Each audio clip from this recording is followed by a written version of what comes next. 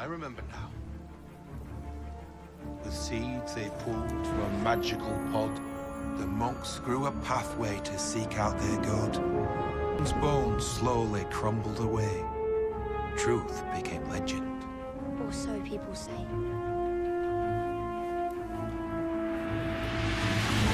What will happen?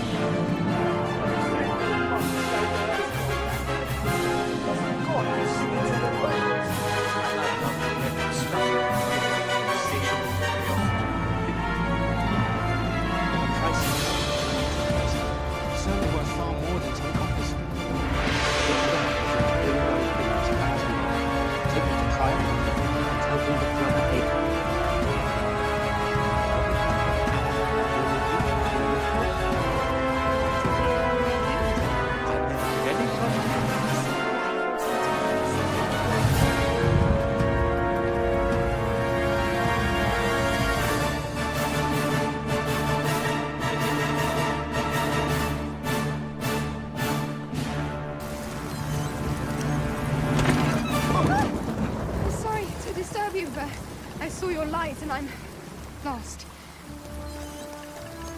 Well, come in, please.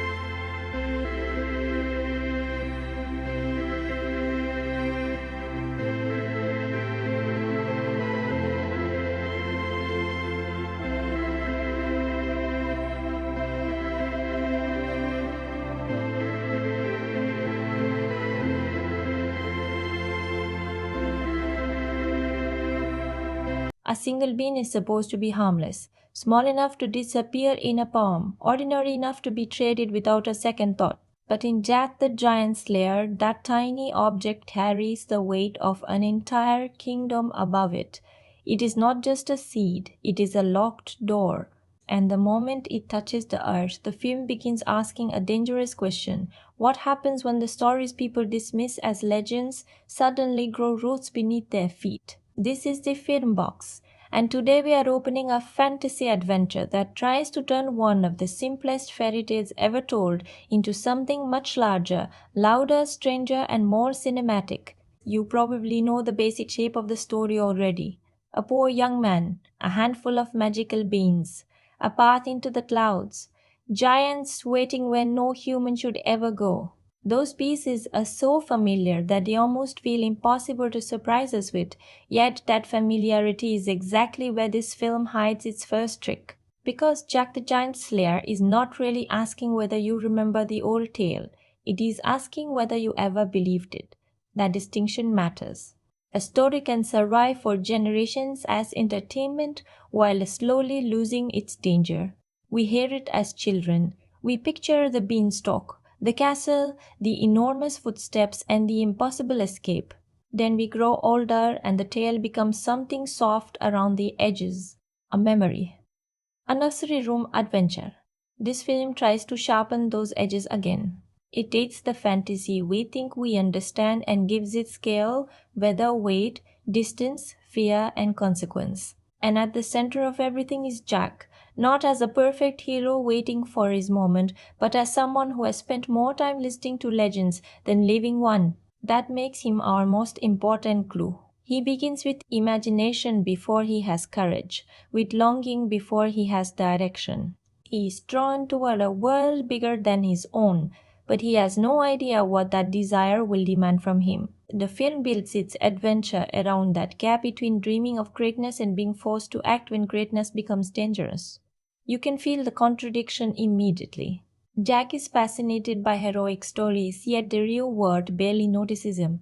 He wants adventure, but adventure does not arrive as a shining invitation. It arrives as a mistake, a trade, a storm, a choice that cannot be taken back. The film understands something simple and effective here. Most people do not step into destiny because they feel ready. They step into it because the ground beneath them changes. That is why the bean matters so much. It is the smallest object in the story, but it becomes the mechanism that connects every layer of the film. It links childhood legend to political reality. It connects a farm boy to a princess. It joins the earth below to a forgotten thread above, and it turns belief from something private into something physical. Once that bean begins to grow, nobody can pretend the old stories were only stories. We are going to follow that clue through the film. We will look at how the production transforms a bedtime tale into a medieval action fantasy, how the visual scale creates both wonder and distance, why some performances give the story more life than others, and where the film's ambition becomes heavier than its emotional foundation. We will also open the compartments that are easy to miss, the way power is inherited, the way legends are controlled, the difference between courage and status, and why the giants are more than oversized obstacles. This is not a film that needs to be treated like a hidden masterpiece. It is uneven. At times, it reaches for sweeping fantasy and lands somewhere closer to a noisy theme park ride. But there is still something worth opening here. The film has energy. It has images that understand the thrill of looking upward. It has a hero whose uncertainty gives the adventure a human center. And it has a surprisingly useful idea buried beneath all the spectacle. The stories we inherit can either keep us small or prepare us for the moment the world becomes larger than we imagined. So stay with me. We are not climbing the beanstalk just to see what waits at the top. We are climbing to understand why this kingdom forgot what was above it, why Jack never stopped looking beyond his own life, and why the smallest decision in the film creates the largest consequence. Every film is a box, we open it together, and this one begins with a seed that should never have been planted. The most gripping thing about Jack the Giant Slayer is not that giants exist above the clouds. It is that the kingdom already knows they exist and has chosen to remember them as fiction. That changes the entire shape of the adventure. The old legends are not harmless entertainment. They are warnings that have been softened by time. Songs have replaced fear. Illustrated stories have replaced eyewitnesses. The danger has been turned into something children can enjoy before sleep, because that is easier than admitting the world once came close to being conquered by something enormous.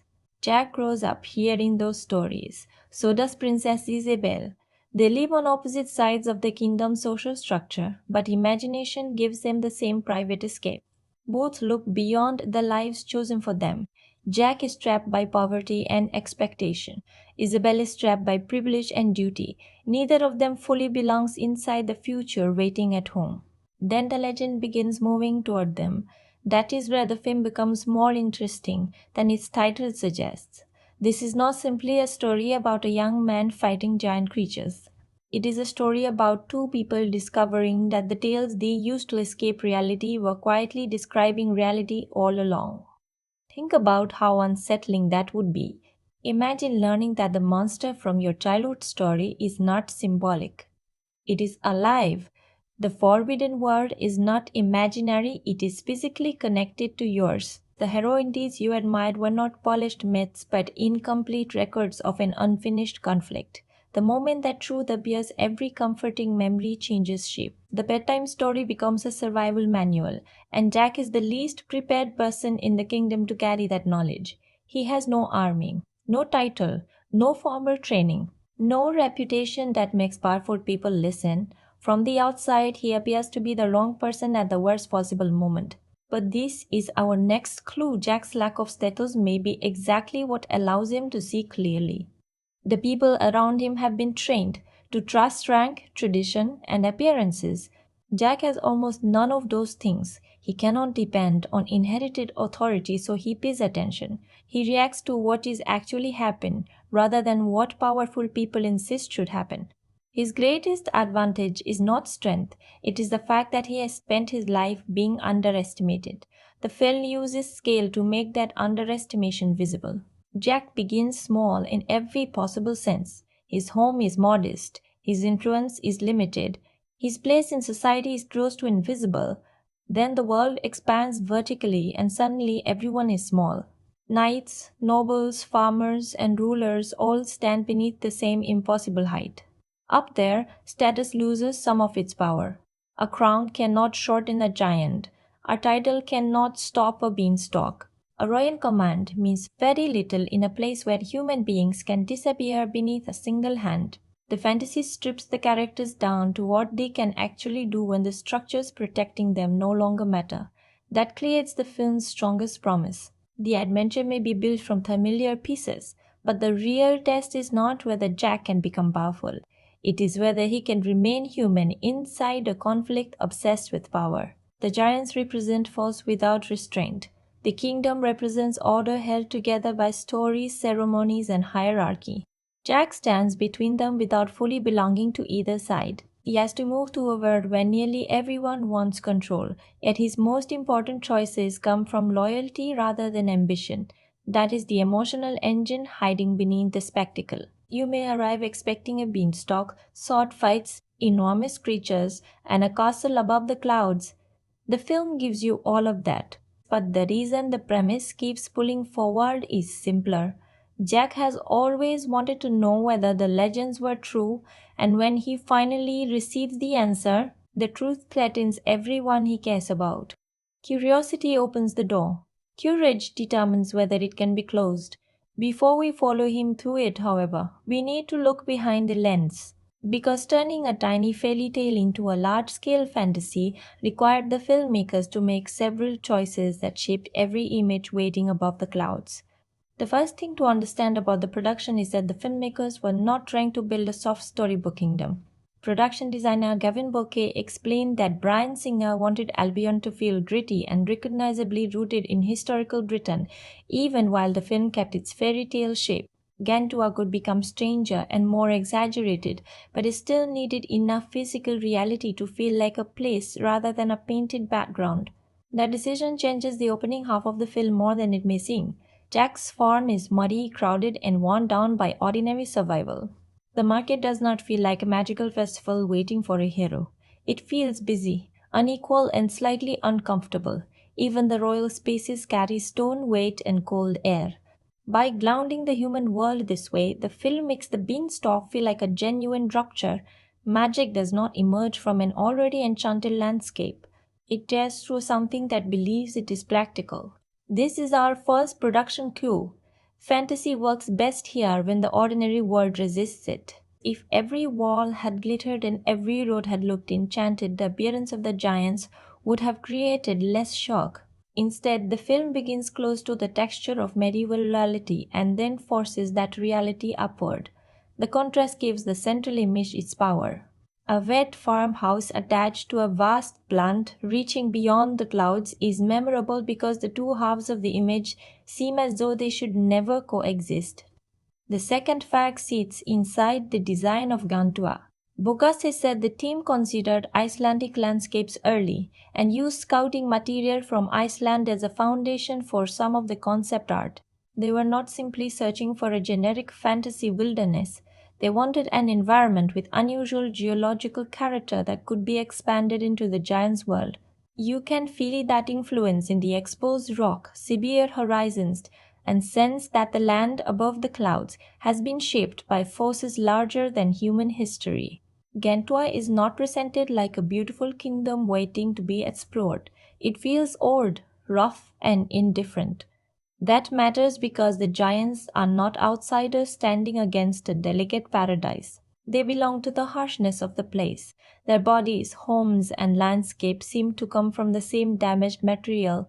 Put those details together and the mechanism becomes visible. The human kingdom builds walls to impose order. Gantua appears as though it was never interested in order at all. The production design turns geography into character before the giants even speak or attack. The third production choice involves solving the problem of scale. Bocquet described how the team tested enormous full-size images of giants and considered a roughly 4-to-1 relationship between them and humans. The size could not be chosen only because it looked impressive. It had to remain photographable on stages approximately 45 feet high, allowing the camera to reach something close to a giant's point of view.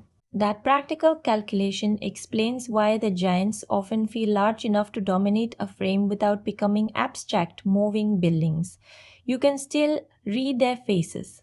You can understand where they are looking. A human can remain visible beside them. The danger becomes personal because the scale preserves interaction. A creature the size of a mountain creates awe, but not always tension.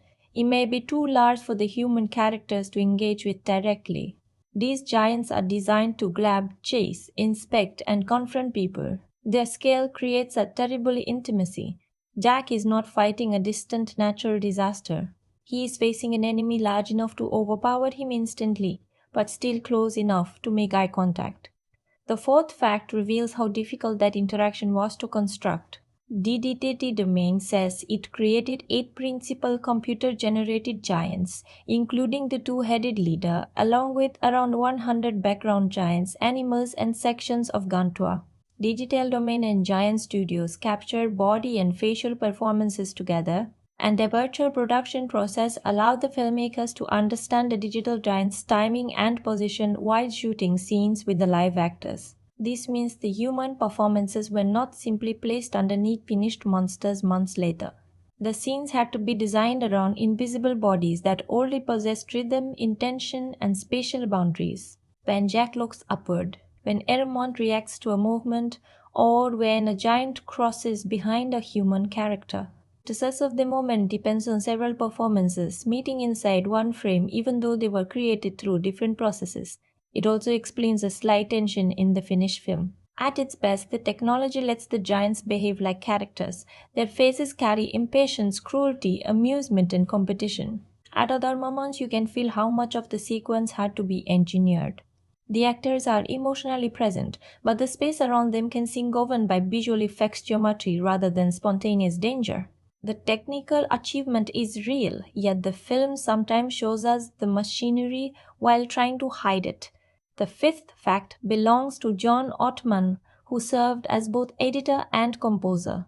Ottman described a workflow in which motion capture data still had to be turned into individual shots before those shots could be cut together. He estimated that slightly less than half the film involved motion capture elements, amounting to roughly 1,100 shots. At the same time, he deliberately a delicate storybook score. He wanted the music to treat the world seriously, using a full orchestral approach and forceful percussion to give the giants an instantly recognizable presence. That combination of responsibilities matters. Editing controls how quickly we understand size, direction, and threat. Music tells us whether that threat should feel frightening, playful, heroic, or absurd. With one person helping shape both, the action can move as a single pulse. A giant enters the sequence visually, and the score gives that entrance mass before the creature has fully occupied the frame.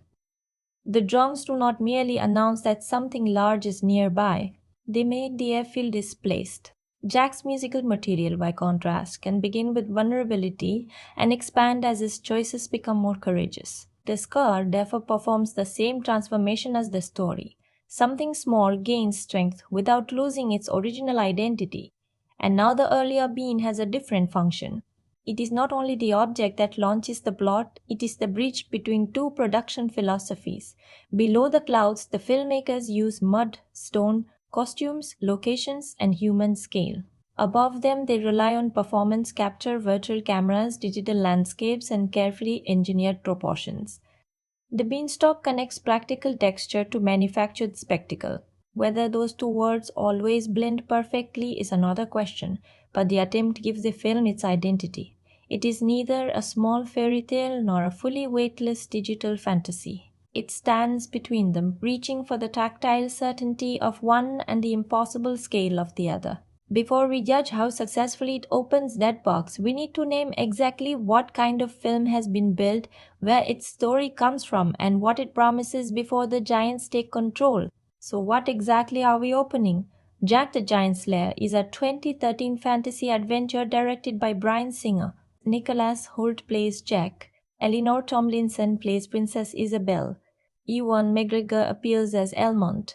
Stanley Tucci plays Roderick. Ian McShane portrays King Bramwell, and Bill Nye gives voice and performance to the Giants' leader, General Fallon. The American Film Institute classifies the film as fantasy, while Warner Brothers and presents it as a new screen version of a classic fairy tale. My spoiler-free verdict is simple. This is an ambitious, energetic fairy tale blockbuster that is more enjoyable when you accept its rough edges than when you expect a fully convincing fantasy epic. It has scale, it has momentum, it has a cast willing to treat absurd material with surprising seriousness. What it does not always have is the emotional depth needed to make every spectacular moment land. The result sits in an unusual middle space. It is too dark and physically forceful to feel like a gentle children's story, but too playful and broad to become a truly severe medieval fantasy. That tension is not an accident. It comes from the story source. At its foundation is the familiar folklore shape associated with Jack, the magical beans, the impossible climb, and the giant world above. But the film does not merely reproduce the small domestic adventure many people remember. It expands the idea into a conflict involving a kingdom, an old war, royal duty, military power, and a threat that belongs to collective history rather than one boy's private misfortune. That choice explains why this film exists. It takes a story almost everyone can recognize in seconds and asks whether modern blockbuster machinery can uncover a larger adventure inside it. The bean becomes more than a magical mistake. The beanstalk becomes more than a ladder. The giant becomes more than a single obstacle guarding treasure. Every familiar element is enlarged until it can support armies, castles, political ambition, and a hero's journey. But enlargement creates risk. The original fairy tale idea works because it is clean. A boy crosses into danger, he faces something enormous. He survives through nerve and cleverness. The film adds many moving pieces around that core, and those additions sometimes give the adventure welcome weight. At other times, they compete with the simplicity that made the tale powerful in the first place. This is why Jack remains so important. Nicholas Hoult does not play him as a fearless warrior pretending to be a farmer. Jack feels inexperienced. He hesitates. He looks overwhelmed when the world grows beyond anything he understands. That vulnerability prevents the story from becoming only a procession of digital set pieces. Isabelle serves a parallel purpose. She is surrounded by privilege, yet she is also being directed toward a life selected by other people. Jack has too few options. Isabelle has many visible advantages but too little control. Their connection gives the film a human bridge across the kingdom's hierarchy, even when the romance itself moves more quickly than the emotional development supporting it. Around then, the supporting cast establishes the film's shifting tone. Madrigal brings confident adventure energy. Tucci understands the theatrical pleasure of a polished fantasy antagonist. Machine gives the kingdom authority, while Naihi helps make Fallon feel like more than a piece of visual effects machinery. The performances signal that the film wants to be sincere without becoming solemn. So who is this for? It is for you if you enjoy large-scale fantasy built from recognizable mythology, especially when the attraction comes from castles, quests, monsters, vertical action, and a straightforward struggle between courage and domination. It also works well if you appreciate family-oriented adventure that allows real danger without becoming graphic or relentlessly bleak. You may connect less strongly if you need intricate world building, subtle romance, complex political logic, or creatures that always feel completely physical. The film often chooses speed over depth. It introduces an idea, gives it an impressive image, and moves before you can examine every consequence. Still, there is value in that directness.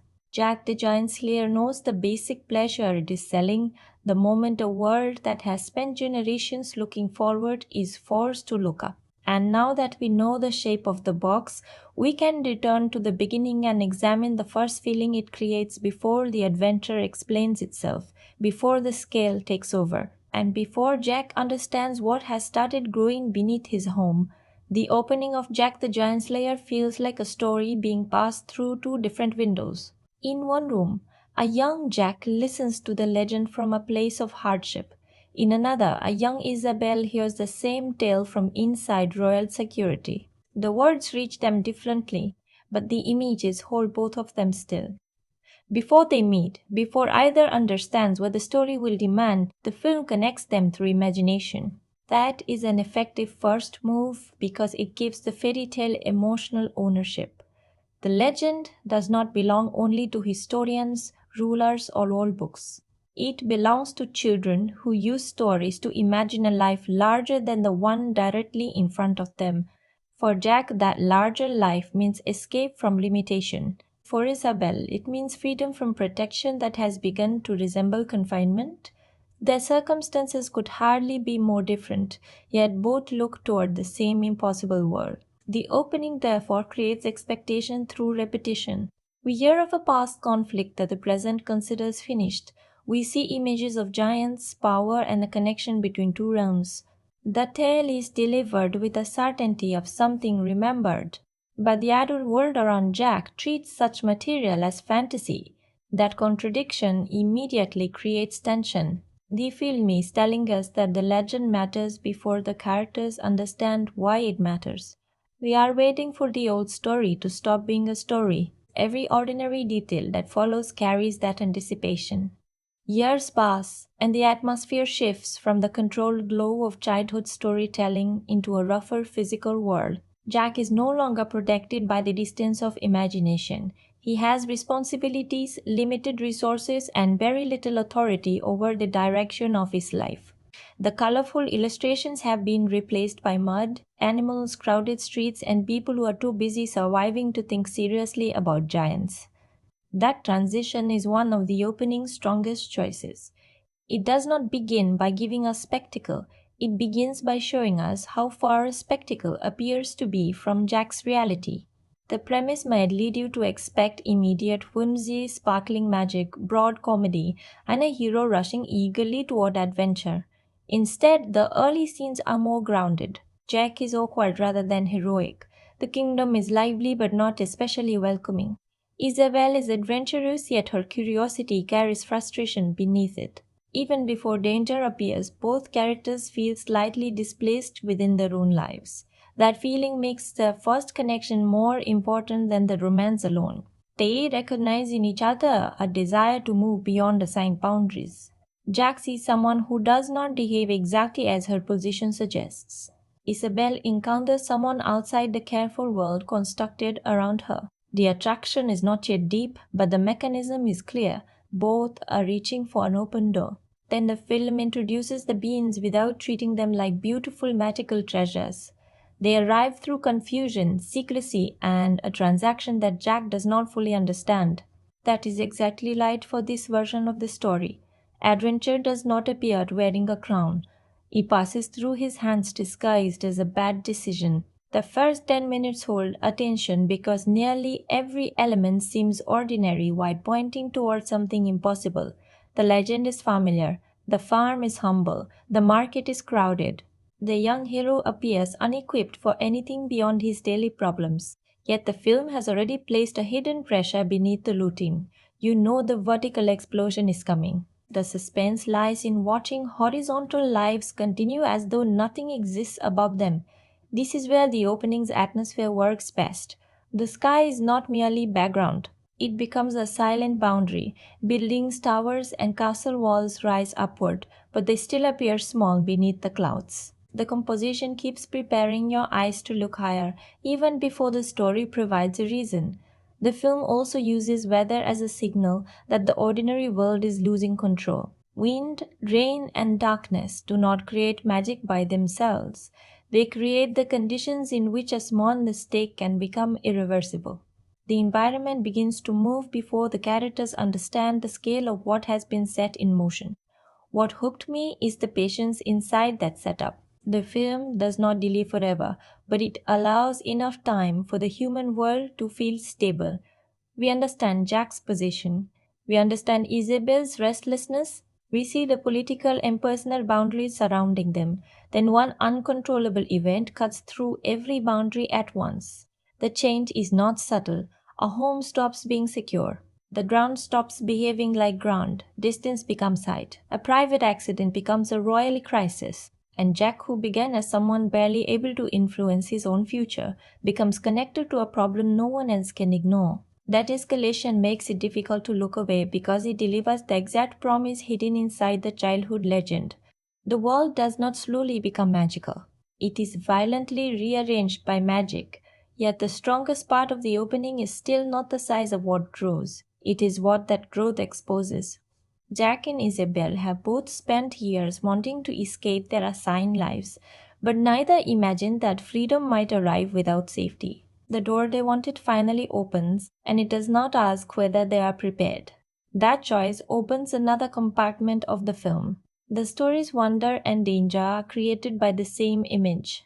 The beanstalk is a path upward, but it is also an invasion route. It offers discovery while destroying stability. It represents possibility, yet every new branch carries consequence. The opening seats because it understands that contradiction before the larger action begins. It makes the climb look irresistible and terrifying at the same time. Now we need to examine how the filmmaking creates that response, how the camera sells impossible height, how the colors separate the two worlds, and how movement turns a familiar plant into the most powerful object in the kingdom. The visual language of Jack the Giant Slayer is built around one basic instruction: keep reminding us how small a human being becomes when the world turns vertical. The camera does this before the giants fully dominate the film.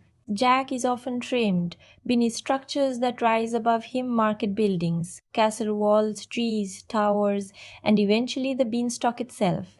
These images quietly establish his position. He begins at the bottom of almost every system around him. Socially, politically, and physically, he is someone forced to look upward. That framing gives the central climb more meaning. The beanstalk is not merely a special effects achievement, it is the film's entire visual hierarchy made physical. Everything Jack believes is beyond his reach is suddenly placed above the clouds, and the only way forward is to climb directly into that imbalance. The camera frequently uses wide shots to sell this idea. When the stalk erupts, the human characters occupy a tiny fraction of the frame. The plant does not simply enter the setting, it replaces the setting. Roads, buildings, and fields become minor details around it. By holding enough distance, the film allows the impossible scale to register before cutting closer to individual reactions. That order matters. If the sequence showed only frightened faces and shaking interiors, the event would feel chaotic but not necessarily enormous. The wider compositions first establish the size of the transformation. The closer shots then make that size emotional. We understand both the physical event and what it means to the people trapped inside it. Camera movement also changes once the world begins rising. Earlier scenes move mostly across grounded spaces.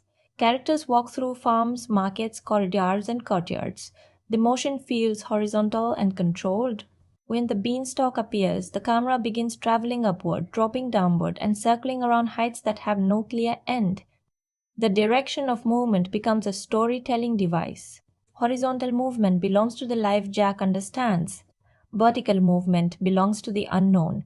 The fin repeatedly looks down from unstable positions or upward from beneath overwhelming ones. These angles create tension because neither direction offers comfort.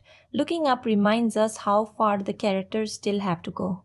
Looking down reminds us how easily they could fall. Height becomes both opportunity and threat. The color palette supports that separation.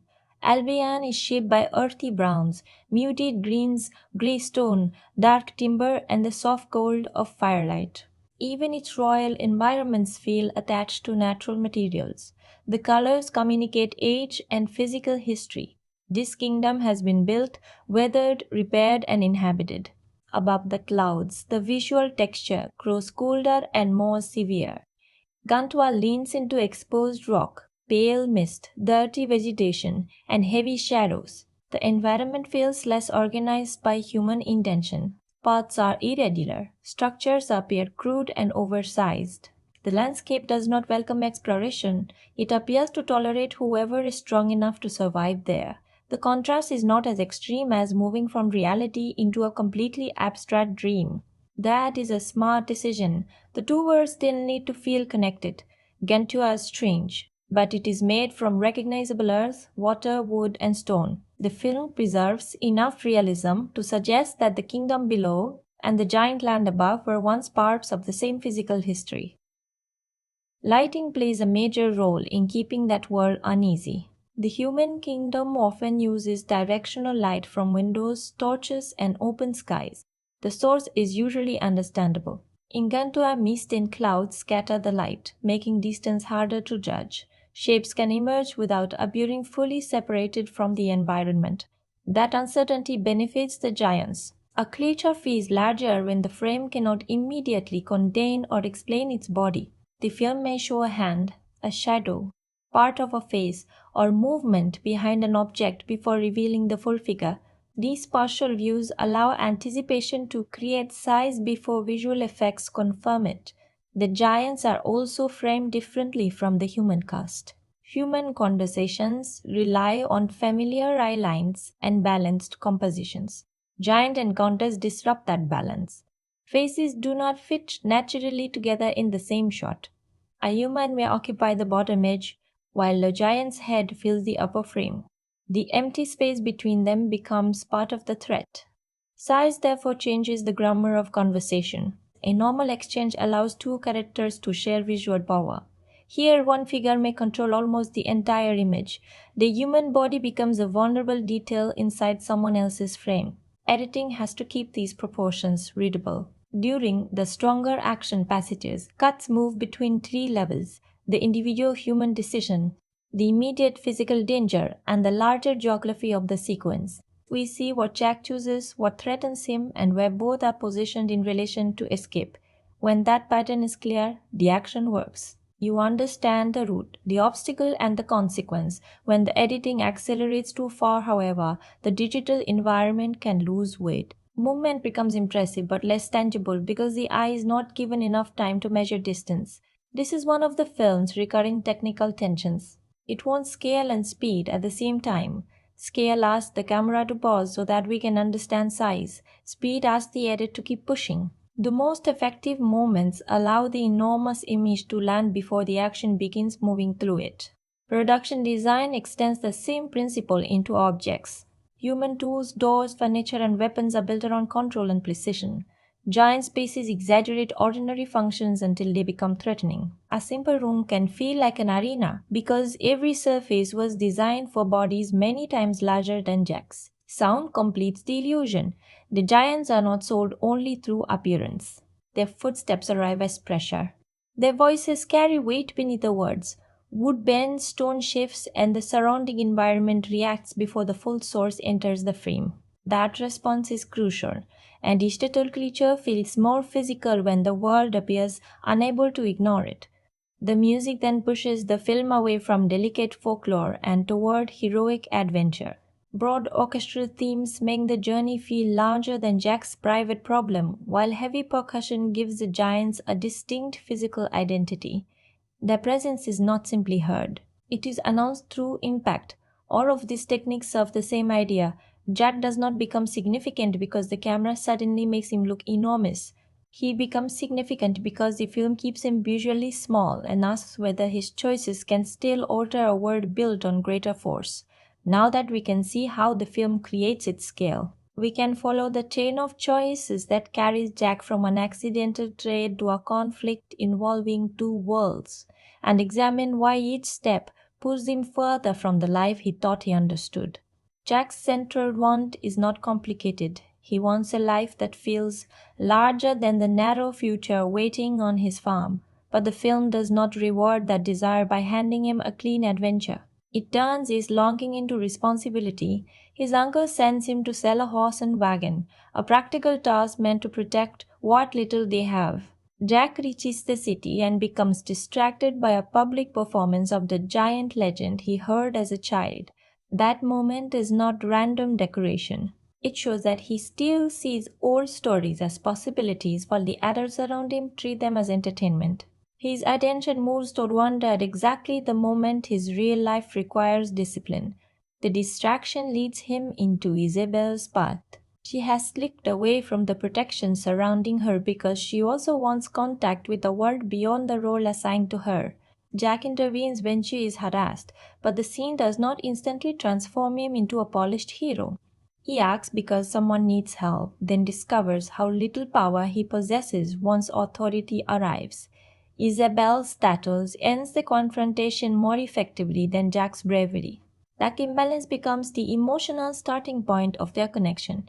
Jack can choose courage, but he cannot control the system around him. Isabelle has influence through her name, yet she cannot freely choose the direction of her own life. Each possesses something the other lacks. Jack then encounters a monk, fleeing men who want the objects he carries. The monk gives Jack a bag of beans in exchange for the horse and warns him not to let the beans become wet. Jack accepts because he sees a path out of an immediate problem, not because he understands the larger mechanism. The trade resembles the familiar fairy tale, but this version attaches it to secrecy and political ambition. The magical object has already passed through dangerous hands before it reaches the supposedly foolish farm boy. When Jack returns without the money his uncle expected, the beans look like proof of his failure. The household does not see a doorway between worlds. It sees the result of bad judgment. One bean falls beneath the floorboards and disappears from notice. That detail captures the story's whole causal design. Catastrophe begins not because Jack deliberately seeks power, but because something dismissed as worthless is allowed to remain unseen. The kingdom's old warning has suffered the same fate. The legend still exists, yet no one examines what may be buried beneath it. Meanwhile, Isabelle learns that her future is being negotiated through marriage. Roderick presents himself as a respectable nobleman, but his interest is control rather than partnership. He does not want to protect the kingdom's order. He wants to inherit and command it. Jack dreams of rising because he feels trapped below. Roderick wants to rise because no amount of status satisfies him. The film places those ambitions beside each other so that Jack's character can be measured by more than social position. Both men begin without the crown they desire in different ways. One seeks the freedom to become useful, the other seeks the authority to make everyone else useful to him. Isabelle rides into the storm after resisting the restrictions placed around her. She reaches Jack's farmhouse looking for shelter, and the meeting gives both characters a brief glimpse of the life they imagine. Jack is suddenly speaking with someone from the world above his station. Isabelle is inside an ordinary home beyond palace supervision. Then Bryan reaches the hidden being. The beanstalk does not politely grow outside. It explodes through the house, lifting the structure and Isabelle toward the clouds while Jack is thrown back. The image turns their social divide into physical space. Isabelle, already positioned above Jack by birth, is carried impossibly higher. Jack remains below with no formal right to follow her, yet the rescue becomes his responsibility because his choice helped create the danger. King Brummel sends Elmont and the royal guard upward, and Jack joins them despite having little experience beside trained soldiers. This is the first real shift in his arc. Earlier he stepped into trouble through curiosity and impulse. Now he knowingly steps toward danger because retreat would leave someone else carrying the cost of his mistake. The climb strips the expedition of certainty. Armor, orders, and formation offer only limited protection on a living structure suspended over empty air. The route itself tests the assumption that professional rank guarantees control. Jack may be the least qualified man in the group, but he understands the personal stakes more clearly than anyone. Roderick travels with them while concealing the crown created by King Eric, the ancient ruler who once gained power over the giants. His plan is larger than marrying Isabelle. He wants access to Gantua and command of the beings living there. The crown converts legend into technology. It is a device that turns enormous physical force into obedience. This gives the film's blue trailer second object. The bean opens the door, but the crown determines who expects to own whatever comes through it. When the group reaches the land above the clouds, their first discovery is not wonder but evidence. Human remains and abandoned traces confirm that the old stories were records of a genuine conflict. The men have crossed into a truth their culture preserved without fully believing. The encounter with the giants quickly destroys the expedition's confidence. The humans are separated, captured, or killed, and Isabelle is taken deeper into the giants' settlement. The scale of the enemy makes normal ideas of combat nearly useless. A sword may demonstrate courage, but courage without strategy becomes a very small gesture. Jack survives not because he suddenly becomes stronger than trained knights, but because he observes and adapts. That is the mechanism the story keeps testing. Broderick's solution to weakness is possession of the crown. Jack's solution is attention. One tries to command the world, the other learns how the world is moving. Inside the giant's domain, Roderick finally reveals what the crown can do. Fallon and the other giants are compelled to kneel before a human they could otherwise crush effortlessly. The image looks like victory, yet it exposes Roderick's deepest mistake. He interprets forced obedience as stable power. It is not. His authority depends entirely on an object. The giants do not respect him, share his purpose, or accept his rule. Their submission stores anger rather than removing it. Roderick believes scale can be controlled from the outside, but the film shows that control without loyalty survives only while the controlling mechanism remains secure. Jack and Elmont move toward Isabelle for a different reason. Their goal is not conquest, it is extraction. They need to find her, create an opening, and return before the giants can turn the beanstalk into a route downward. The rescue works because Jack's supposed disadvantages become useful. He is not burdened by Roderick's confidence or the guard's expectation of direct confrontation. He moves through the giant environment as someone who knows he cannot dominate it. That humility sharpens his judgment. Isabelle also refuses to remain only an object being retrieved. Her choices contribute to escape, preserving the parallel established in the opening. Both she and Jack wanted freedom, but Gantua forces them to redefine it.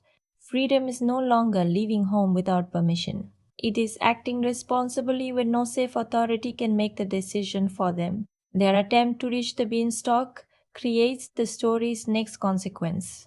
The humans below realize the route may allow the giants to invade. King Bramwell must choose between preserving a possible rescue and destroying the connection before it becomes a weapon. This is the painful logic the bean has been building toward. Every door functions in two directions. The path that could bring Isabelle home could also carry an army into the kingdom. Personal love and public duty no longer point toward the same choice. Above the clouds, Roderick's fantasy of control begins collapsing. His alliance with power was never truly an alliance, and his plan depends on everyone around him remaining weaker, slower, or less ambitious. But Fallon has waited generations for a path back to the human world. The giants do not see the beanstalk as Jack sees it. To Jack, it is a mistake that must be repaired. To Fallon, it is the return of history. The group's movement toward escape therefore becomes more than a rescue. They are racing to close the gap between legend and reality before the truth reaches people who have no preparation for it. By this point, Jack has changed without announcing the change. He began by listening to stories of heroes. Now he is making choices without knowing whether anyone will survive to tell the story. He does not climb because he expects recognition. He climbs because Isabelle is above, danger is moving below, and his responsibility connects both. That is the film's clearest version of heroism, not inherited greatness, not control over stronger beings, not confidence without fear. Heroism is the willingness to enter a problem you helped create and keep moving after the scale of that problem becomes undeniable. As Jack, Isabelle, and the remaining allies race for the route home, the old childhood tale is no longer comforting in any form. The giants are real. The crown is real. The war was real. Most importantly, the separation between the two worlds was never permanent. It depended on memory, caution, and a door remaining closed. The bean has already defeated all three protections. Now the question is not whether Jack can reach the ground, it is whether anyone can prevent Gantua from following him there, and this is the moment the box opens completely. What Jack the Giant Slayer does best is understand that a familiar fairy tale cannot survive on familiarity alone. It needs personality, momentum, and a clear sense that the people inside the spectacle still matter. Nicholas Hoult gives Jack an uncertainty that protects the character from becoming a generic chosen hero. He does not enter danger with the body language of someone who secretly knows he will win. His eyes keep measuring the space around him. His pauses suggest that fear is arriving before courage. That makes his bravery readable as a decision rather than a permanent trait. And one of Holt's strongest stretches comes inside the giant settlement, when Jack has to move through a place designed for creatures who could overpower him instantly. He cannot dominate the room, so the performance becomes observant. He listens, waits, notices openings, and acts only when the risk becomes unavoidable. The tension works because Holt lets Jack remain frightened while still moving forward. But the performer who most consistently commands the screen is Ewan McGregor as Almond. The official credits identify him as the leader of the King's Guard, and McGregor plays that authority with relaxed confidence rather than stiffness. Almond could have been nothing more than the experienced soldier standing beside the inexperienced hero. Instead, McGregor gives him humor, dignity, and a willingness to look absurd without losing credibility. His most effective sequence is the attempted escape from the giant kitchen. Almond is placed in a situation that strips away the visual dignity of armor and rank, yet he continues searching for a way to resist. The comedy does not erase the danger. It makes his refusal to surrender more vivid. Stanley Tucci works from the opposite direction. Roderick's polished manner is so controlled that his ambition becomes visible through the pleasure he takes in believing he is the smartest person present. Tucci does not try to make the villain physically intimidating. He makes him socially dangerous. Every courteous gesture seems to conceal a private calculation. That contrast gives the acting ensemble useful shape. Jack responds to power with hesitation and conscience. Almond responds through duty and action. Roderick responds by trying to possess it. Their different energies keep the story moving even when the digital scale threatens to overwhelm the human cast. Structurally, the film's smartest decision is to turn the beanstalk into a two-way route. In the simplest version of the tale, Jack climbs into danger and tries to return with something valuable. Here, the climb creates a larger problem. Anything Jack can reach can potentially reach him back. That change gives the adventure escalation rather than repetition. The first movement is built around discovery and rescue. The later movement grows from the consequence of leaving a connection open between two hostile worlds. The same object that promises escape becomes a threat to the kingdom below. This is where the screenplay's cause and effect chain is strongest. Jack's trade leads to the hidden bean. The bean leads to Isabelle's disappearance. The rescue exposes Roderick's plan. That plan awakens the giant's opportunity to return. Each major turn grows from an earlier choice rather than appearing only because the film needs a larger action scene. The direction is most effective whenever it lets scale tell the story before dialogue explains it. The image of the farmhouse caught in the root of the stalk is exceptional because it combines domestic fragility with impossible force. A place meant to protect Jack becomes the first object torn apart by the adventure he imagined. The climb itself also works because the camera repeatedly gives us enough geography to understand the risk. Bodies hang over open air, branches bend under weight, clouds hide the distance to the ground. The danger does not come only from an enemy, it comes from the root. Above the clouds, the strongest visual choice is the relationship between the giants and their environment.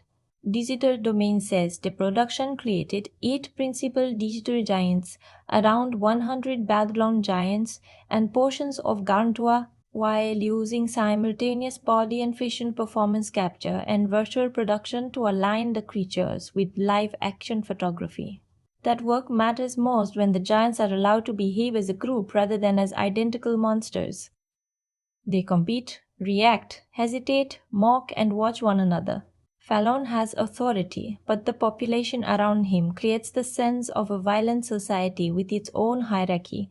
Their behavior gives Gantua more life than exposition alone could provide. The music and sound design provide much of the weight that visual effects cannot create by themselves. John Ottman served as both editor and composer, and he described choosing a full orchestral sound rather than a delicate fairy tale approach. He also emphasized powerful percussion for the giants. That decision is exactly right. The score treats Jack's journey as sincere adventure, not as a joke built around an old children's story. Brass and strings widen the emotional space, while percussion gives the giants an identity before every detail of their bodies is visible. Sound effects then make their scale environmental. A step is followed by vibration. Wood reacts. Stone carries impact. Voices seem to occupy more air than human voices. The creatures feel largest when the world responds to them before the camera fully reveals them. The villain's most unforgettable scene is the first uncontrolled eruption of the beanstalk beneath Jack's home. It contains everything the movie does well in one sequence: clear cause and effect, escalating movement, frightened human reactions, violent changes in scale, and an image that could belong only to this story. Most importantly, the scene changes the meaning of the bean. Until then, it can still be viewed as a foolish trade.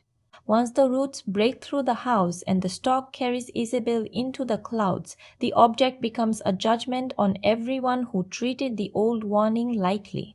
The scene is spectacular, but it is not empty spectacle. It converts belief into architecture. It lifts one character out of the world and forces another to follow. It destroys Jack's ordinary life while creating the only path toward the life he wanted. That combination of wonder and consequence is the film at its best. But the box does not open cleanly in every compartment. The same choices that give the adventure speed and scale also weaken some of its characters, relationships, and emotional turns. That is where the film begins to lose part of the weight it worked so hard to create. The film's largest weakness is that its scale grows faster than its emotional foundation.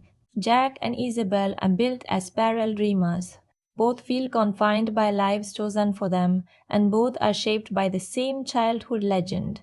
That is a strong beginning. But once their adventure accelerates, their relationship receives very little room to develop beyond immediate attraction and shared danger. They care about each other because the story needs the rescue to matter. The performances make that connection pleasant, but the screenplay rarely gives them a conversation or choice complicated enough to make the romance feel deeply earned. Their bond functions as motivation more effectively than it functions as a relationship. That matters because Jack's emotional journey should depend on more than proving that someone of his social position can reach a princess. The film is clearly interested in breaking class boundaries, yet it often resolves that idea through fairy tale reward rather than examining it. Jack becomes worthy through courage, but Isabelle's inner life gradually becomes less important than her role in confirming his transformation. She begins as someone actively resisting confinement. She leaves the castle, questions the future arranged for her, and wants direct experience of the kingdom she may one day help lead. Those qualities should give her a major role in shaping the story's outcome. Instead, the adventure repeatedly places her in situations where others must reach, protect, or recover her. She is not completely passive, but her agency becomes inconsistent. The film opens a promising compartment and then does not explore it fully. Roderick has a similar problem from the opposite direction. Stanley Tucci gives him memorable theatrical energy, yet the character's ambition is so obvious that the mystery around him disappears quickly. He rarely seems capable of hiding his intentions from anyone paying attention. A stronger version of the character might have made his political position more convincing. Tag would have represented a genuinely attractive form of order before revealing the cruelty inside it. Instead, his manner, appearance, and reactions identify him as dangerous almost immediately. That makes him entertaining, but it reduces suspense. The crown also creates logic questions. It is one of the most powerful objects in the film, capable of controlling an entire population of giants. Yet the protection surrounding it and the ease with which it enters the conflict sometimes feel determined more by plot convenience than by believable historical caution. This problem touches the kingdom itself. The ancient giant war was important enough to shape royal history, but knowledge of that threat appears to have faded into legend without leaving a convincing system of preparation. The film needs society to forget, so the giants can surprise everyone. However, the story does not spend enough time explaining how such a dangerous truth became so casually preserved. The result is a world that looks richly designed, but sometimes feels slightly reasoned. Pacing creates another weakness. The film moves efficiently, but efficiency is not always the same as momentum. Several emotional beats end just as they begin to deepen. Jack's grief, Isabelle's conflict with her father, Almond's loyalty, and the kingdom's fear all receive functional moments. Yet, the film quickly moves toward the next pursuit or visual effects sequence. The speed keeps the adventure accessible, but it also prevents consequences from settling. That is especially noticeable in the giant world. Gantua has enough visual character to suggest a society with history, hierarchy, hunger, resentment, and internal conflict. Fallon appears to carry generations of anger toward humanity, yet the giants are mostly used as a threatening mass. We understand what they want in broad terms, but not enough about how they live, how they remember the earlier war, or whether every giant shares Fallon's desire.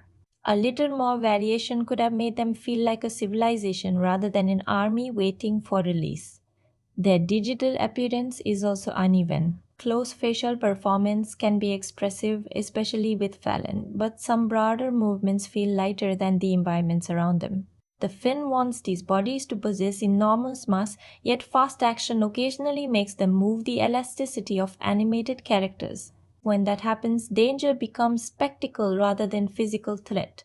The tone contributes to this inconsistency. The film balances dark danger, broad humor, romance, and heroic fantasy. At its best, those elements keep the story lively. At its weakest, they interrupt one another. A frightening moment may be followed too quickly by exaggerated comedy, reducing the emotional impact before it has settled. None of these flaws completely destroys the experience. The central adventure remains easy to follow, the cast remains engaging, and the major images still work. But the film often feels one layer away from becoming the richer fantasy it promises. Its problem is not a lack of ideas. It is that the beanstalk grows so quickly that several of those ideas never have time to form stronger roots. Place Jack the Giant Slayer beside other modern fairy tale films, and his unusual identity becomes easier to see. Start with Stardust. Both films send an inexperienced young man beyond the boundaries of ordinary life and into a fantasy world filled with royalty, danger, romance, and creatures larger than his understanding. But Stardust is driven by personality. Its magic feels playful, eccentric, and emotionally intimate. Every strange encounter seems to reveal something about the people involved. Jack the Giant Slayer is more interested in physical scale. Its fantasy is not a collection of charming surprises. It is an engineering problem. How do humans climb into an impossible world? How do they move through spaces built for enormous bodies? How can a kingdom survive once that world finds a route downward? The focus gives Jack's adventure more immediate momentum, but it also makes the characters feel thinner by comparison. Stardust allows relationships to change through conversation, disappointment, and time. Jack and Isabelle are moved forward mostly by danger. One film lets romance reshape the quest. The other often uses romance to justify it. Now place it beside Snow White and the Huntsman. Both films rebuild familiar folklore using darker medieval imagery, large armies, weathered castles, and a threat treated with more seriousness than the childhood source might suggest. Yet Snow White and the Huntsman reaches for mythic solemnity. It wants nearly every frame to feel ancient, symbolic, and heavy. Jack the Giant Slayer is less committed to that darkness. It allows adventure movie humor, broad villainy, and moments of almost cartoonish danger. That makes it easier to watch, but less tonally powerful. Its kingdom feels like a place where a frightening legend can become an energetic ride. The world of Snow White and the Huntsman feels cursed before the plot even begins. Jack's film has the clearer action geography. You usually understand what the characters are attempting and what stands in the way. But the Huntsman's film has a stronger visual mood.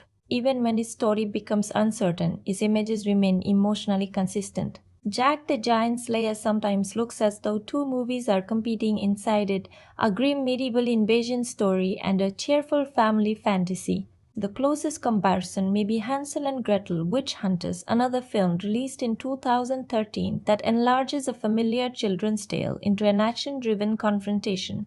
Both assume that you know the original story and use that knowledge as a shortcut into a more aggressive world. The difference is attitude. Hansel and Gretel Witch Hunters deliberately exaggerates its violence, weapons, and dark comedy. It wants the transformation itself to be the joke. Jack the Giant Slayer plays its premise more sincerely. Jack is not an ironic reinvention of a fairy tale hero. He is still a young man discovering courage through a recognizable moral journey. That sincerity helps the emotional moments, but it also exposes the screenplay whenever the character development remains simple. An openly ridiculous film can survive on momentum and style. A sincere one asks you to invest more deeply, and Jack's adventure does not always provide enough material for that investment. Then consider the BFG. Both films use giants as intelligent beings rather than anonymous monsters, and both depend on the visual relationship between tiny humans and enormous bodies. But the BFG builds wonder through gentleness, language, and companionship. Size becomes an invitation to see the world differently. In Jack the Giant Slayer, size is primarily political. The giants represent force that has been separated from humanity but not reconciled with it. Their return is not a misunderstanding waiting to be solved through friendship. It is the continuation of an old struggle over control. That gives the film something many similar fairy tale adaptations lack. Its central magical object is connected to history, hierarchy, and invasion. The beanstalk does not simply transport Jack into fantasy. It exposes the weakness of a kingdom that converted a real warning into entertainment. But compared with these films, Jack's story also reveals its limitations. It lacks the emotional charm of Stardust, the visual unity of Snow White and the Huntsman, the complete tonal commitment of Hansel and Gretel, Witch Hunters, and the carefully developed giant culture of the BFG. What it offers instead is direct, accessible fantasy adventure. It has a clean, heroic line, memorable vertical action, a likable central performance, and enough darkness to create danger without abandoning its family-oriented spirit. So what should you watch next? If you love the romantic adventure and wanted a richer emotional journey, watch Stardust. If the medieval world and darker visual design were the main attraction, move towards Snow White and the Huntsman. If you wanted a stranger, more openly exaggerated reinvention of folklore, try Hansel and Gretel, Witch Hunters. But if Jack the Giant Slayer did not work for you because the characters felt too simple, watch the BFG instead. Its pace is gentler, but its relationship between human and giant carries more emotional detail. The comparison reveals exactly where Jack's film belongs. It is not the deepest modern fairy tale or the most visually refined. It is a sturdy bridge between children's folklore and blockbuster adventure large enough to entertain, familiar enough to enter easily, and uneven enough to show how difficult that transformation really is. When Jack the Giant Slayer reached American theaters on March 1, 2013, it entered a Hollywood landscape already crowded with attempts to turn familiar fairy tales into modern franchises. The broader revival had produced television series such as Once Upon a Time and Grimm, while films were repainting old stories with darker imagery, action, and computer-generated scale. Commentators at the time connected the trend to two practical advantages. Fairy tales were instantly recognizable, and many of their oldest forms were available for invention without the cost of buying a modern franchise. That context helps explain both the film's size and its identity problem. It did not arrive as a lonely experiment. Hansel and Gretel, witch hunters, had already turned folklore into action earlier that year, and Oz the Great and Powerful was arriving in the same spring with an even more famous fantasy brand. Contemporary criticism noticed the pattern. Variety described Jack's adventure as part of a trend that recycled storybook material through blockbuster machinery. The studio was therefore selling two promises at once. Parents and younger audiences could recognize the beanstalk, the beans, and the giants.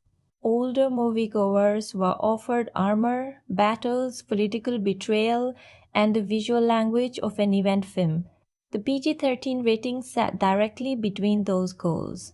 That middle position should have widened the audience. Instead, it made the movie difficult to define. It could appear too intense for families seeking gentle fantasy, yet too simple for adults expecting the dramatic weight suggested by its medieval design. The film's tonal uncertainty was not merely an artistic flaw, it was also a marketing problem. People could see what the movie contained, but not always exactly who it was for. The campaign had a giant, a princess, a young hero, and an army, yet no single emotional promise dominated those ingredients. Commercially, the warning arrived immediately. The film opened at number 1, earning about $27.2 million across 3,525 North American theaters. That sounds respectable until it is placed beside the reported $195 million production budget. Its domestic run ended at roughly $65.2 million, while the worldwide total reached about $197.7 million. A theatrical gross close to the production budget does not mean the investment was recovered, because theaters keep part of ticket revenue and marketing as major costs beyond production. The bean had grown into a giant financial gamble, but the audience did not grow with it. Critically, the response was almost perfectly divided. Rotten Tomatoes currently lists 52% positive reviews, and Metacritic records a score of 51 from 37 critics.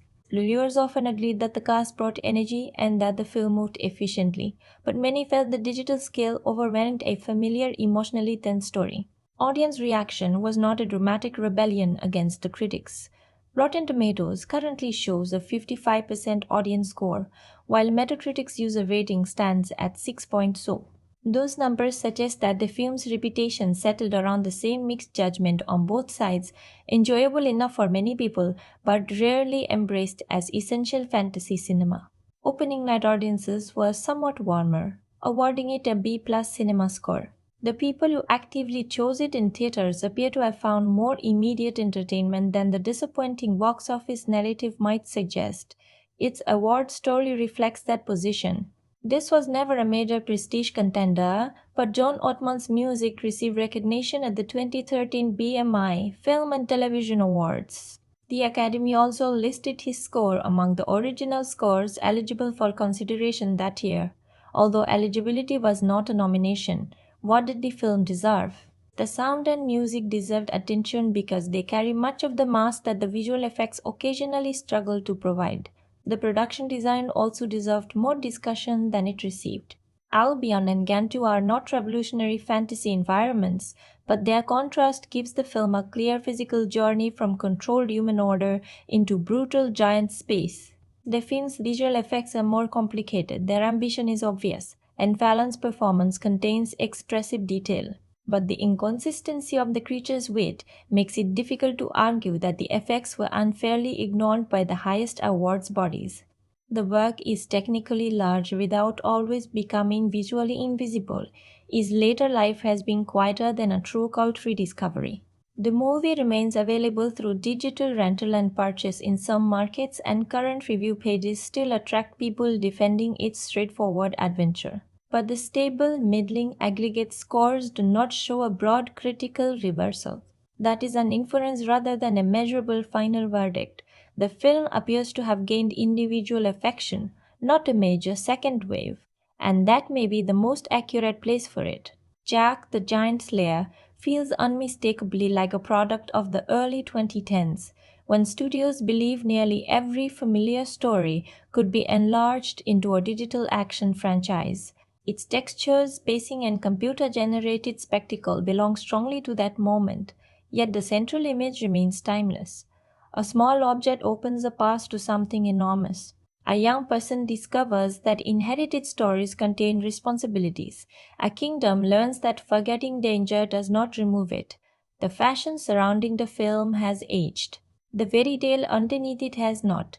Jack the Giant Slayer never developed the enormous theory culture surrounding more cryptic fantasy films. Its plot is too direct for that. Most audience discussion instead gathers around the compartments the screenplay leaves unopened. The modern boy at the Tower of London, the unexplained biology of the giants, the crown's power, and whether the final victory truly ends the danger. The strongest interpretation concerns the boy studying the crown in the modern-day epilogue. He resembles Roderick, appears unusually interested in the object, and is addressed by a name that seems designed to reinforce the connection. Online discussion commonly reads him as Roderick's descendant and the possible beginning of another attempt to recover the crown. This theory holds up because the scene gives that boy special visual attention. He does not react like the other children on an ordinary tour. He remains behind, studies the clown, and wears an expression suggesting recognition or intention. The film does not explain whether he possesses secret family knowledge, whether Roderick left instructions, or whether the resemblance is only a playful final image. But the implication is difficult to ignore. Evil ambition was defeated, yet the desire for control may have survived to inheritance. That possibility connects directly to the film's treatment of stories. Jack and Isabelle's real adventure gradually becomes the fairy tale known by later generations. As the details change, history becomes entertainment again. The crown remains physically present while the truth surrounding it disappears. The boy may therefore represent more than a sequel tease. He may be the only modern person who understands that the museum object is not symbolic. A second interpretation argues that the ending is not a permanent victory at all. The film closes the paths between humanity and Gantua, but it also reveals that the giant trunk still exists above the modern world. The threat has been contained rather than erased. This reading fits the film's central mechanism. Cutting down a beanstalk never destroys Gantua, it only removes one bridge. As long as the beans or some similar form of magic can create another root, the separation remains conditional. The ending therefore repeats the mistake that began the story. Humanity once again possesses a warning that may gradually become myth. The crown is displayed as royal history. The giant invasion becomes a bedtime tale. The world feels secure because it has forgotten what its symbols actually do. The theory becomes weaker when pushed into literal modern world logic. Audience discussions have reasonably asked how aircraft, satellites, or space exploration could fail to detect an inhabited land above the clouds. The film provides no answer. The most charitable interpretation is that Gantua is not simply an island at ordinary altitude. The beanstalk may cross a magical boundary rather than climb through measurable airspace. The clouds function like a threshold between connected realities. That explanation fits what the film shows, but it remains inference. Nothing clearly confirms another dimension, magical concealment, or altered geography.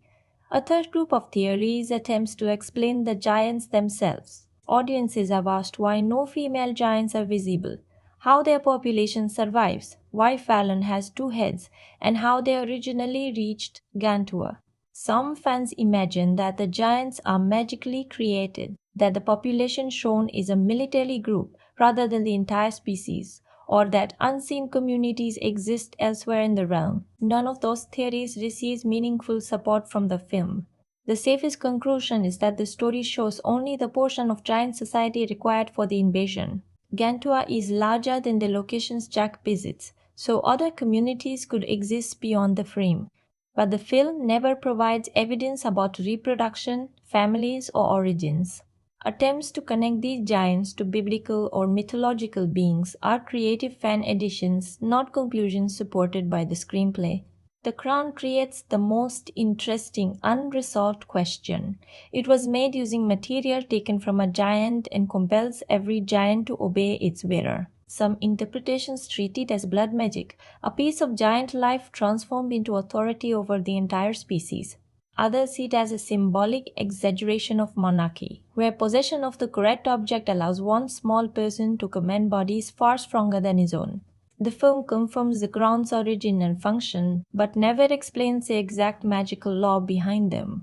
That second reading is the one that survives closest examination. Roderick assumes that holding the crown makes him a ruler.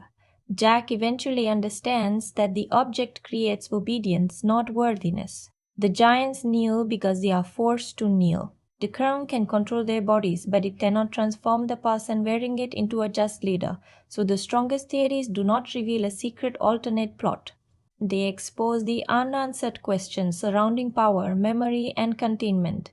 The giants may remain above us. The crown may remain among us. But the most dangerous driving force is the human belief that possessing power and deserving it are the same thing. Beneath the giants, the castles, and the collapsing beanstalks, this film is really about what happens when desire grows before wisdom is ready to guide it. Almost every major character wants to move beyond an imposed limit. Jack wants to escape a life in which his future appears smaller than his imagination. Even King Bramwell wants to preserve his daughter and his kingdom at the same time, although circumstances eventually force him to choose between those responsibilities. That is why the film's vertical imagery carries more than physical danger. Height becomes a picture of social power. Jack begins near the bottom of the kingdom. The giants exist even higher, hidden above the clouds, while the crown grants one human the ability to stand symbolically above them all. But the film keeps asking whether rising actually makes a person greater. Roderick believes it does. His entire worldview is built on position. He wants the marriage, the throne, the crown, and the giants, because each new position places another layer of the world beneath him. He does not seek power to create anything. He seeks it to remove the possibility that anyone can refuse him. The crown is therefore the film's clearest symbol. It is small enough to be worn by a human, yet powerful enough to force giants to kneel. That image exposes the artificial nature of authority. Roderick does not become physically stronger. He does not earn the giant's loyalty. He simply possesses the mechanism that makes resistance temporarily impossible. The object gives him control without transformation. Jack's journey works in the opposite direction. He receives no magical increase in strength. The beanstalk does not choose him. No prophecy declares that he is secretly superior to everyone around him. His growth occurs through decisions that become progressively more difficult. He acts while afraid. He accepts responsibility without knowing whether recognition will follow. He keeps moving when the people with higher rank, better equipment, and greater confidence lose control. That makes Jack's ascent more than a literal climb. He rises socially because he first rises morally. The film may resolve that transformation through a conventional fairy tale reward, but the deeper mechanism is still meaningful. Real worth is revealed by what someone does when status offers no protection. The bean represents a different kind of power. Unlike the crown, it cannot be controlled once activated. It grows according to its own nature, breaking through floors, walls, clouds, and the assumptions separating two worlds. It does not care who planted it or what they intended. The bean is consequence in physical form. Jack accepts a trait because he wants a solution to an immediate problem. He does not understand the object's history, but ignorance does not protect him from its effect. Once the stalk begins growing, intention becomes less important than responsibility. That idea reaches beyond fantasy. Many of the largest changes in life begin as choices that look too small to carry serious weight. A careless promise, an opportunity accepted too quickly, a secret ignored because examining it would be uncomfortable. The consequence may remain hidden for a while, like the bean beneath the floorboards. But hidden is not the same as harmless. The film's emotional lesson is not that curiosity is dangerous and should be avoided. Jack's curiosity is part of what makes him capable of imagining a different life. Isabelle's curiosity gives her empathy for a kingdom beyond palace walls. The danger comes when curiosity is separated from responsibility. Jack becomes heroic when he stops treating the magical world as an escape from ordinary life and begins accepting the obligations it creates. He once listened to legends because they allowed him to imagine himself somewhere else. By the end, he understands that stories are not valuable because they remove us from reality. They are valuable when they prepare us to return to reality with greater courage. Isabel experiences a similar change. At first, freedom means leaving the castle and escaping supervision. After Gantua, freedom becomes inseparable from judgment.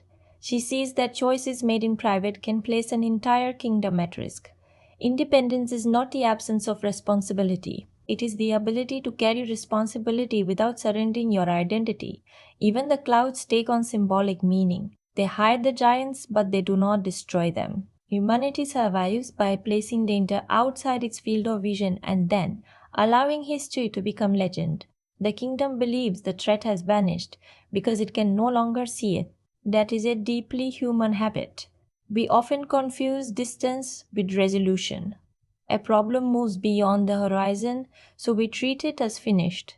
A warning becomes old, so we assume it has become irrelevant. The Finn turns that habit into geography. The danger is literally above everyone, preserved by the same stories they no longer take seriously. The beanstalk tears through that comfortable separation. It connects the forgotten past to the unprepared present. It forces the kingdom to confront the consequences of preserving history as entertainment without preserving the understanding behind it. And that brings us back to the children hearing the legend. The story shapes Jack and Isabelle before they know it is true. It gives them a language for courage, monsters, and impossible journeys. But the real experience changes the story again. What they survive will eventually be simplified, retold, and passed to another generation. That cycle is both hopeful and dangerous. Stories can preserve truth long after records disappear. But every retelling can also soften the warning, remove the pain, and transform responsibility into spectacle. Jack the Giant's Lair may appear to be about a young man becoming large enough to matter. Its deeper message is the reverse. Jack matters because he learns that no person is too small to carry the consequences of a choice, and no crown, title, or physical size can make someone worthy of power they refuse to use responsibly.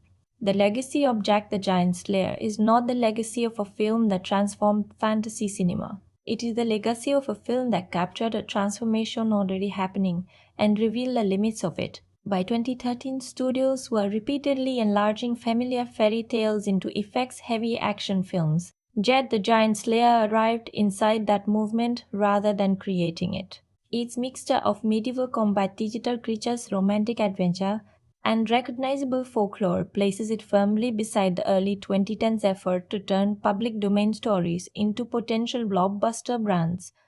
But a trend is not the same as an influence. There is no strong, reliable evidence that a specific later film copied Jack's visual design, giant society, beanstalk mechanism, or approach to folklore. Any claim that it directly shaped a major franchise would be difficult to support. Its clearest place in film history is therefore not as a blueprint others followed, but as a case study in how much scale a simple story can carry before spectacle begins. Durable. The box office results shaped that legacy immediately. The film earned about $197.7 million worldwide against a reported production budget of approximately $195 million. Since theaters retain part of ticket revenue and marketing costs sit outside the production figure. The beanstalk reached the clouds, but the series never grew a second branch. Its awards record tells a more generous story than the box office. The film received a Saturn Award nomination for Best Fantasy Film, recognition that reflects its ambition as a large-scale genre production even though it did not become an award season landmark. Over time, its reputation has remained remarkably stable. Rotten Tomatoes still presents a divided critical response, with later reviews continuing to describe the film as enjoyable but derivative, energetic but lacking substance. That does not suggest a dramatic critical rediscovery. It suggests a film that has found scattered defenders without escaping the mixed judgments surrounding its original release. That stability is revealing. Some box office disappointments are later reclaimed because audiences discover an unmistakable voice that initial marketing failed to communicate. Jack the Giant Slayer has not experienced that kind of reversal because its strengths were visible from the beginning. It is brisk. It is handsomely designed. Its actors bring charm. Its action makes effective use of height. Its weaknesses were equally visible. The characters remain simple. The tone never fully commits to darkness or playful fantasy. The digital giants sometimes feel less permanent than the stone and mud surrounding them. What has aged best is the film's central visual idea. The sight of a familiar domestic world being pierced by an impossible vertical path still works because it belongs specifically to this tale. The beanstalk is not interchangeable with a portal, spaceship, or magical doorway. It carries childhood memory with it. What has aged most clearly is the assumption that recognition alone could support a giant budget. The film demonstrates that audiences knowing a story is not the same as audiences urgently wanting a new version of it. So what does it mean for film history that this film exists? It marks a moment when Hollywood looked at folklore and saw ready-made franchise foundations. It shows the technical confidence of an industry capable of building entire creature populations through performance capture and digital environments. It also shows the creative risk of expanding a small tale without expanding its emotional complexity at the same rate. The film did not change fantasy cinema, but it preserved one valuable lesson for it. A story does not become more powerful merely because everything inside it becomes larger. Alright, full spoilers from this point. If you haven't seen the film yet, close this now, go watch it, and come back when you're ready. Trust me, you want to experience it fresh. The decisive truth is that Jack's accidental trait does not create the conflict, it reopens one. Long before Jack's birth, humans reached Gantua through magical beings. The giants descended and nearly conquered the kingdom until King Eric used a crown made with material taken from a giant to force them back above the clouds.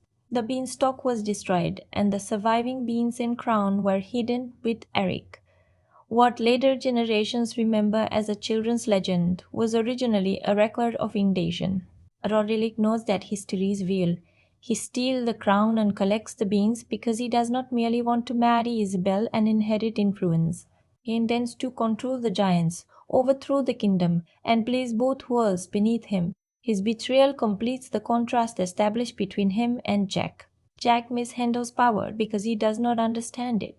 Roderick understands power and chooses to abuse it. When the rescue party reaches Gantua, Roderick puts on Eric's crown and forces the giant to obey. For a moment, the smallest man in the environment becomes the most powerful figure there. Giants who could crush him are made to kneel, and Roderick mistakes that image for proof of superiority. But the crown does not make him stronger. It only prevents stronger beings from refusing him. Jack frees Isabelle and Nelmont, and they race back toward the beanstalk while Roderick prepares the giants for conquest. Nelmont remains behind long enough to confront him. Their fight ends with Roderick's death, but the victory immediately creates a worse problem. Fallon takes the crown before Nelmont can recover it. Because the crown is human-sized, Fallon wears it around his fingers and becomes the giant's king. This is the point where Roderick's plan destroys itself. He believed that giants were weapons waiting for an owner. He never considered what would happen if they possessed the instrument controlling them. The crown designed to make giants submit now gives Fallon the authority to unite them without human interference. Below, King Bramwell orders the original beanstalk cut down to protect the kingdom. Jack, Isabelle, and Nelmont barely escape as the enormous bridge collapses. For a brief moment, it appears that the worlds have been separated again, but Roderick carried additional beans into Gantua. Fallon finds them and grows several new beanstalks downward. The direction matters. Jack climbed because he wanted to save someone. The giants descend because they want to reclaim and dominate an entire world. The kingdom's greatest mistake now becomes visible. Everyone thought destroying one root in danger, but the true threat was never the stalk itself. It was the surviving knowledge of how to create another one. The giants reach the ground and advance toward the castle. King Bramwell's soldiers use every defensive advantage available to them, but conventional warfare struggles against bodies of that size. The action works because the castle is more than a location. It represents humanity's faith in walls, gates, rank, and preparation. The giants reduce all of that confidence to scale. Even when the defenders slow them, Fallon finds another route through underground passages. The invasion does not succeed by attacking only what appears strongest. It enters through what the kingdom overlooked, repeating the bean's movement beneath Jack's floorboards. That parallel is easy to miss. The first beanstalk rises from a hidden weakness inside a home. Fallon enters through a hidden weakness beneath the castle. Both disasters begin below the level where powerful people are looking. Fallon captures Jack and Isabelle, bringing the story back to its simplest fairy tale shape. One young man, one threatened princess, and one giant preparing to end the adventure. But Jack no longer behaves like the boy who accepted a mysterious trade without considering the consequences. He has learned to watch the mechanism. Jack still possesses the final bean. When Fallon brings it close, Jack forces it into the giant's mouth. Moisture activates it, and the beanstalk begins growing inside Fallon, defeating him from within. Jack then recovers the crown and uses it to command the remaining giants to return to Gantua and destroy the roots connecting the two worlds. The method is deliberately circular. The bean that opened the disaster closes it. The magical object Jack once failed to understand becomes the tool he uses with complete awareness. He does not win because he suddenly matches Fallon's strength. He wins because he understands what the bean will do, where it must be placed, and how the giant's own attempt to consume him creates the opening. This is also why Jack deserves the crown more than Roderick. Roderick uses it to bring the giants toward humanity. Jack uses it to send them away. Roderick sees obedience as an opportunity to expand himself. Jack sees it as a temporary responsibility that must end the danger. The same object exposes the moral difference between possession and leadership. After the battle, King Bramwell accepts Jack, and Jack eventually marries Isabelle. They tell their children the story, but time begins changing it. The historical conflict becomes the familiar tale of Jack and the beanstalk, while the magical crown is reshaped into St. Edward's crown and placed among Britain's royal treasures. The final modern-day image is the film's last warning. A school group visits the Tower of London where the crown is displayed as an artifact. One boy, implied to be descended from Roderick, studies it with unusual interest. High above the modern city, Gantua still exists beyond the clouds. There is no separate scene during or after the credits. That modern epilogue is the film's actual closing tease. Its meaning is darker than a simple sequel invitation. The giants were defeated, but the ingredients of the disaster remain. Gantua survives. The crown survives. The hand survives. Human ambition survives. Most dangerously, accurate history has once again been softened into a story that few people recognize as a warning. The crown's transformation is especially revealing. An object created to control giants becomes part of the visible symbolism of human monarchy. People look at it and see ceremony, continuity, and national history. Almost no one knows that its power came from violence, or that it once decided which species was allowed to rule the ground. The opening and ending therefore mirror each other. Young Jack and Isabelle hear a story without knowing it is history. Modern children hear the same story while standing beside physical proof. The evidence is present both times. Understanding is what disappears. My personal reaction to the ending is mixed but positive. Jack defeating Fallon with the last bean is clever, specific to the movie, and satisfying because it completes the clue trail rather than introducing a new weapon at the last moment.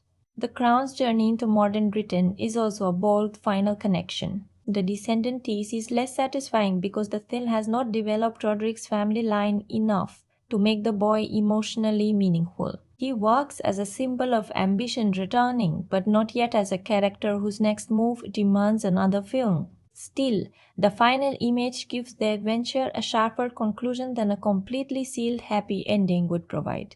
Jack closes the path, he does not erase what waits above it. That is the final reveal inside the box. The story was never about permanently destroying giants. It was about whether human beings could remember why the door had to remain closed. Jack learns the lesson because he lives through the consequence. The modern world inherits only the fairy tale. So where does Jack the Giant Slayer finally land after we close every compartment? For me, it earns a 6.3 out of 10. That rating reflects a film with genuine strengths, visible ambition, and several memorable images, but also one that never develops enough emotional depth to stand beside the strongest modern fantasy adventures. It is entertaining more often than it is powerful. It is imaginative more often than it is surprising. And although it understands how to make its world enormous, it does not always understand how to make the people inside that world feel equally substantial. Nicholas Hoult gives Jack a likable vulnerability. Ewan McGregor adds confidence, humor, and old-fashioned adventure energy. Stanley Tucci knows exactly how much theatrical villainy the material can carry. The production design gives both Albion and Gantua a physical identity, while the score and sound design make the giant's feet heavier than the visual effects sometimes manage on their own. The beanstalk remains the film's greatest achievement. It is not merely transportation between locations. It is the entire story expressed to one image, curiosity becoming consequence, fantasy breaking into reality, and a forgotten warning growing too large to ignore. The film is at its best when that image controls the storytelling. Jack's farmhouse being carried upward, the climb through the clouds, the first view of Gantua, and the giants descending toward the kingdom all deliver the direct wonder promised by the premise. Where it loses strength is in the space between those moments. Jack and Isabelle's relationship is pleasant but underdeveloped. Isabelle begins with a clear desire for independence, yet the story does not always allow her to control her own journey. Roderick is enjoyable but obvious. The giants possess the outline of a culture without enough detail to become a fully convincing civilization. The tone also remains caught between two identities. It wants to be a dangerous medieval fantasy and a broad family adventure at the same time. Neither side completely defeats the other, leaving the film accessible but slightly uncertain about how seriously its darkest moments should be taken. You should watch this if you enjoy straightforward fantasy quests. Castles under siege, enormous creatures, recognizable fairy tales rebuilt as action adventures, and heroes who succeed through courage rather than hidden destiny. It is especially suited to a relaxed, dreamy night when you want spectacle without an overly complicated mythology. You may not connect with it if you need layered characters, carefully developed romance, subtle political conflict, or fantasy worlds governed by detailed internal logic. Anyone expecting the emotional richness of Stardust or the complete visual confidence of the best epic fantasy may find this too simple. This is not a film I would call essential to own unless it already carries nostalgic value for you. Its original theatrical scale certainly benefited from a large screen, but today streaming is the most sensible way to experience it. A good screen and strong sound system will preserve the height, impact, and orchestral sweep that give the adventure much of its personality. The film never became the franchise it appears to have been designed to begin. Yet, it remains an interesting artifact of an era when Hollywood believed every familiar story could be expanded into a giant cinematic universe. Its final lesson is more modest and more useful. Becoming larger does not automatically mean becoming greater. Jack begins as someone fascinated by legends. He ends as someone who understands why legends must be remembered accurately. The kingdom survives because he stops dreaming about heroic action and accepts the responsibility of taking it. The bean opened the path. The crown exposed the hunger for control. Jack's choices reveal the difference between power and worth. And that is where we close this box not with the largest creature or the tallest beanstalk, but with the smallest person in the conflict, proving that courage cannot be measured by scale. Every film is a box, and we open this one together. Thank you for climbing all the way above the clouds with me and opening Jack the Giant's lair layer by layer. If you enjoyed this breakdown, support the film box by liking the video and subscribing to the channel. It helps us keep exploring the hidden mechanisms, overlooked choices, and deeper meanings inside films that deserve another look. And now I want to hear your verdict. Did Jack the Giant's Lair deserve a second film, or was this one adventure already enough? Tell me what worked for you, what fell short, and what rating you would give it out of 10. Your interpretation may open a compartment that the rest of us missed. So bring your evidence and join the conversation below. Every film is a box, and we've only just started opening them. That's the film box. See you in the next one.